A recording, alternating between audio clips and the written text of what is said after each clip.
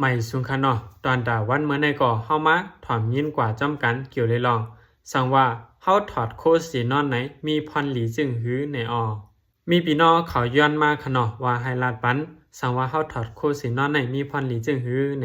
ฮัดย้อนมาขาก่อฮัดกว่าหาเสเดี๋ยวมาลงปันขนอ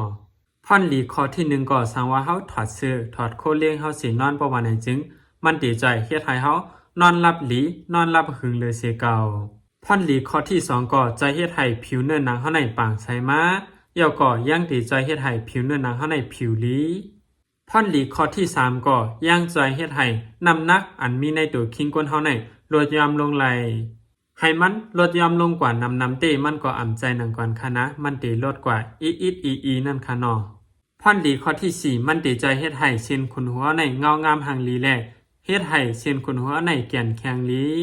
พรหลีข้อที่5เจอจ่าอันมีผูมีเมนั่นมันย่างตีใจเฮ็ดให้ลองอุ่นอกอุ่นใจลองจำตัวจำใจกันนำขึ้นมาในอยู่พรหลีข้อที่6เด้มันตีใจเฮ็ดให้น้องยิงน้องใจเฮาเจนั่นถวยใจไล่อิ่มในคาย้อนเปว่าเขาก็ไล่อยู่มาในกวนปอดตังวันยาวคะนอทำว่าเฮาตีถอดซื้อโคสีนอนในสิดาก็อันลองใหญ่มันเตเฮาอย่าไปลืมห่มผ้าคะนา